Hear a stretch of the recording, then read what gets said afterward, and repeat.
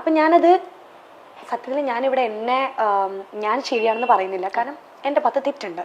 അത് ഞാൻ already like ഞാനിത് ചോദിച്ചത് എന്തായിരുന്നു അത് സംഭവം എന്നുള്ളത്, ലൈക്ക് ഇപ്പൊ കാണുന്നവർക്കും എത്തിക്കോട്ടെ, എനിക്കും അത് അറിയണം എന്നുള്ളതുകൊണ്ടാണ് ഞാൻ ഡയറക്റ്റ് ചോദിക്കുന്നത്. കാരണം ഞാൻ അതിനെക്കുറിച്ച് പിന്നെ ഒന്നും ഞാൻ സംസാരിച്ചിട്ടില്ല സത്യത്തില്. അതിന് ഇപ്പോഴും പ്രശ്നങ്ങൾ നടന്നുകൊണ്ടിരിക്കുകയാണെന്ന് എനിക്കറിയാം. അപ്പം ഈ വീഡിയോ ഞാൻ അപ്ലോഡ് ചെയ്ത് കഴിഞ്ഞപ്പം അപ്പം തന്നെയാണ് ഈ സ്കാം അലേർട്ടിൻ്റെ ഇത് വന്നത്. എന്തോ 10 മിനിറ്റ്സിലോ അങ്ങനെ എന്തോ ആണ് ആ സംഭവം വന്നത്, സ്കാം അലേർട്ട് എന്ന് പറഞ്ഞിട്ട്. ഞാൻ അപ്പം തന്നെ ആ വീഡിയോ ഡിലീറ്റ് ചെയ്തു.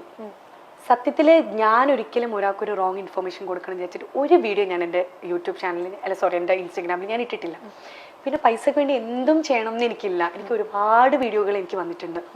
സത്യം പറഞ്ഞാൽ എനിക്ക് ബിഗ് ബോസിന് ഇറങ്ങിയപ്പോഴും എനിക്ക് ഇതുപോലത്തെ ഈ ക്യാഷ് ഇട്ടിട്ടുള്ള സംഭവത്തിൻ്റെ കുറേ വീഡിയോ പ്രൊമോഷൻ എനിക്ക് വന്നിട്ടുണ്ട്. ഞാൻ അതൊന്നും എടുത്തിട്ടില്ല.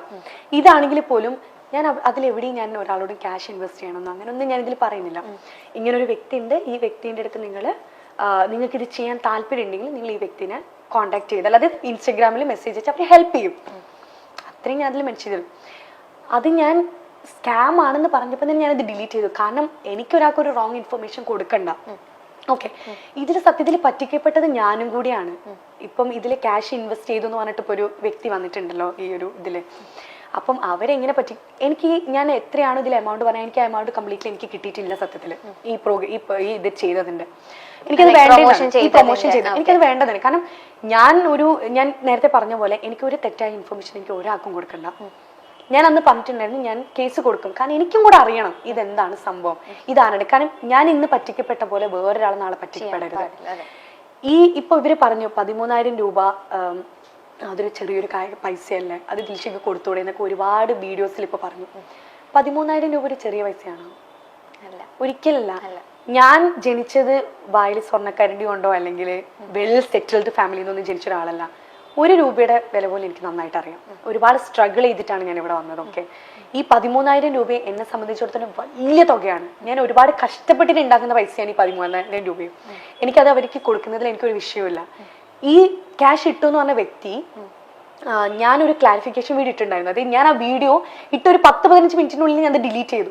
അപ്പം തന്നെ അത് കഴിഞ്ഞ് ഞാൻ നൈറ്റ് എന്തോ ഒരു ക്ലാരിഫിക്കേഷൻ വീഡിയോയിൽ ഞാൻ പറഞ്ഞിട്ടുണ്ട്, ഇങ്ങനെയാണ് സംഭവം, എൻ്റെ അടുത്ത് പറ്റിപ്പോയ തെറ്റാണ്, നിങ്ങൾ എന്നോട് ക്ഷമിക്കണം എന്നൊക്കെ പറഞ്ഞൊരു വീഡിയോ ഇട്ടു. ആ വീഡിയോ ഇട്ട് കഴിഞ്ഞതിന് ശേഷമാണ് ഈ വ്യക്തി അതിൽ ക്യാഷ് ഇൻവെസ്റ്റ് ചെയ്യുന്നത്. ഓക്കെ, ആ വീഡിയോ കണ്ടിട്ടും എന്തിനാണ് ഇതിൽ ക്യാഷ് ഇൻവെസ്റ്റ് ചെയ്തതെന്ന് എനിക്ക് ഫസ്റ്റ് ഓഫ് ഓൾ അറിയില്ല. എന്നിട്ട് ആ കുട്ടി പറ്റിക്കപ്പെട്ടു, വീണ്ടും ക്യാഷ് ഇൻവെസ്റ്റ് ചെയ്തു. അതും എന്തിനാണെന്ന് എനിക്ക് അറിയില്ല സത്യം. രണ്ടാമത് ഇൻവെസ്റ്റ് ചെയ്തു. അതും എന്തിനാണെന്ന് എനിക്ക് അറിഞ്ഞൂടാ. പിന്നെ ഇങ്ങനെ പറയുന്ന ഒരു വ്യക്തി അത് ശരിക്കുള്ളൊരു വ്യക്തിയാണെന്ന് എനിക്ക് അറിഞ്ഞൂടാ, ഇത് സത്യമാണോന്ന് എനിക്ക് അറിഞ്ഞൂടാ. ഇന്നിപ്പോ ഞാൻ ആ കുട്ടിക്ക് 13,000 രൂപ കൊടുത്തു, നാളെ വേറൊരാൾക്ക് എന്തുകൊണ്ട് ഞാൻ 50,000 രൂപ ഇതിൽ ഇൻവെസ്റ്റ് ചെയ്തു, എനിക്ക് ഈ ക്യാഷ് വേണമെന്ന് പറഞ്ഞ് വന്നൂടാ. ഞാൻ അങ്ങനെ ഡീൽ ചെയ്യുന്നതിന് പകരം ഞാൻ കേസ് കൊടുക്കുകയാണ് ചെയ്തത്. ഞങ്ങൾ ഇവരുടെ അടുത്ത് പറഞ്ഞു ഞങ്ങൾ കേസ് കൊടുക്കാൻ പോവാണ് ഇതിനെതിരെ. ഇന്ന് കൂടെ എനിക്ക് വക്കീലുമായിട്ട് എനിക്ക് മീറ്റിംഗ് ഉണ്ട്. അതിനും കൂടിയാണ് ഞാൻ ഇന്ന് ഇങ്ങോട്ടേക്ക് വന്നത്. ഞാൻ ഇതിനെ വെറുതെ വിടാൻ ഉദ്ദേശിച്ചിട്ടല്ല.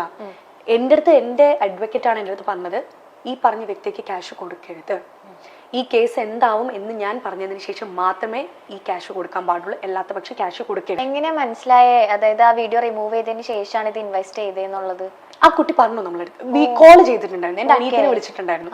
അപ്പം അനിയത്തിനെ വിളിച്ചപ്പോ പറഞ്ഞു ഇങ്ങനെ ഇന്ന സമയത്താണ് ഞാൻ ക്യാഷ് ഇൻവെസ്റ്റ് ചെയ്തതെന്ന് ആ കുട്ടി പറഞ്ഞിട്ടുണ്ടായിരുന്നു. അപ്പൊ എന്റെ അനിയത്തി ചോദിച്ചു, അതിന് മുന്നേ ഞങ്ങൾ ക്ലാരിഫിക്കേഷൻ വീഡിയോ ഇട്ടുണ്ടായിരുന്നല്ലോ, അപ്പം അത് കണ്ടിട്ട് എന്തിനാണ് ക്യാഷ് ഇൻവെസ്റ്റ് ചെയ്തത്? അപ്പൊ കുറെ കിടന്ന് ഇങ്ങനെ ബബ്ബ പഠിക്കുന്നൊക്കെ ഉണ്ടായിരുന്നു. അപ്പം എനിക്ക് സത്യത്തിൽ ഞാൻ ഒരു റോങ് ഇന്റൻഷൻ കൂടിയായിട്ടല്ല ഞാൻ ഈ ഒരു വീഡിയോ ചെയ്തത്.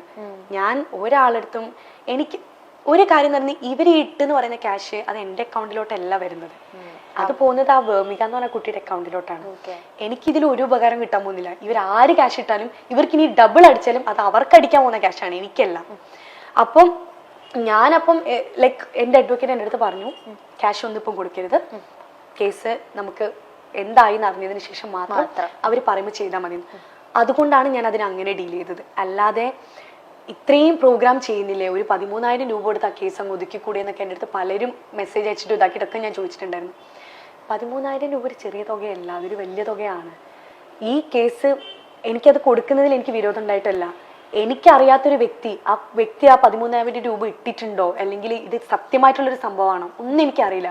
അപ്പൊ അതിനെ ഇങ്ങനൊരു രീതിയിൽ ഡീൽ ചെയ്യാതെ അതിനെ നിയമപരമായ ഒരു രീതിയിൽ ഡീൽ ചെയ്യണം എന്ന് മാത്രമേ ഞാൻ ചിന്തിച്ചിട്ടുള്ളൂ. അപ്പം ആ ഒരു രീതിയിൽ ഇപ്പം തന്നെ ഒരു വീഡിയോ ഇറങ്ങിയൊരു വീഡിയോ നോക്കുകയാണെങ്കിൽ ആ വ്യക്തി തന്നെ നമ്മൾ വിളിച്ച് പറഞ്ഞിട്ടുണ്ടായിരുന്നു ഇങ്ങനൊരു ചാനലിൽ നിന്ന് അങ്ങോട്ടാണ് കോണ്ടാക്ട്